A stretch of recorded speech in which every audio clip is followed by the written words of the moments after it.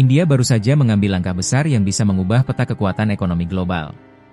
Untuk pertama kalinya, mata uang rupiah digunakan oleh 30 negara, termasuk Rusia, Malaysia, hingga Inggris, dalam transaksi internasional. Apakah ini awal dari akhir dominasi dolar AS? Langkah India ini tidak muncul begitu saja. Dalam beberapa tahun terakhir, hubungan India dan Amerika Serikat mengalami ketegangan. Pemerintahan Donald Trump bahkan sempat menerapkan tarif impor hingga 25% kepada India, menuduh negara itu melakukan praktik dagang anti-Amerika. Masalah makin panas saat India menolak tunduk pada tekanan Washington untuk menghentikan impor minyak dan peralatan militer dari Rusia, meskipun sanksi internasional diberlakukan setelah invasi ke Ukraina. Di tengah tekanan tersebut, India memilih jalur lain, jalur dedolarisasi.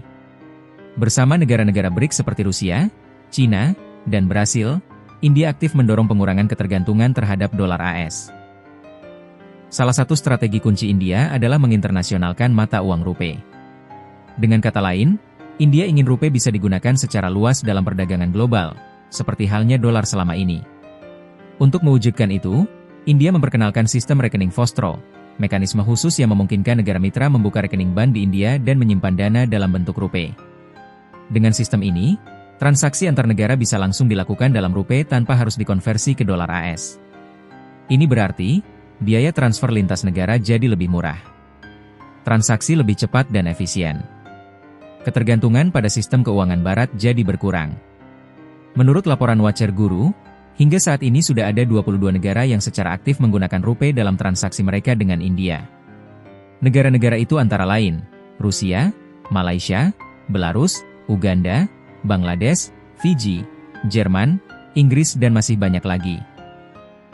Bahkan negara-negara non-BRICS seperti Selandia Baru dan Israel ikut serta dalam skema ini. Ini membuktikan bahwa kepercayaan terhadap rupiah sebagai alternatif dolar mulai tumbuh secara nyata. Tentu saja, langkah India ini tidak dibiarkan begitu saja oleh Amerika Serikat. Donald Trump dan sejumlah tokoh elit AS menuding BRICS, termasuk India, berusaha mengganggu stabilitas sistem keuangan global yang selama ini didominasi dolar. Namun, dari sudut pandang India, ini adalah langkah kedaulatan ekonomi. India ingin berdagang sesuai kepentingannya sendiri, bukan berdasarkan tekanan geopolitik. Dan ini bisa menjadi preseden bagi negara lain yang merasa terkekang oleh dominasi dolar AS. Pertanyaannya kini adalah, apakah langkah India ini bisa menggeser dominasi dolar secara permanen? Apakah rupiah akan menjadi mata uang baru dunia berkembang? Satu hal yang pasti, dunia sedang berubah. Jika BRICS berhasil memperkuat mata uang masing-masing, maka sistem keuangan global akan semakin multipolar. Dan India dengan jumlah penduduk terbesar di dunia, pertumbuhan ekonomi tercepat, serta koneksi global yang luas, berada di garis depan perubahan besar ini. Kita sedang menyaksikan sejarah yang sedang ditulis ulang. India, yang selama ini dianggap sebagai penonton dalam dominasi dolar, kini berani mengambil peran sebagai pemain utama. Apakah ini ancaman bagi AS? Atau peluang untuk dunia yang lebih seimbang? Tulis pendapat kamu di kolom komentar.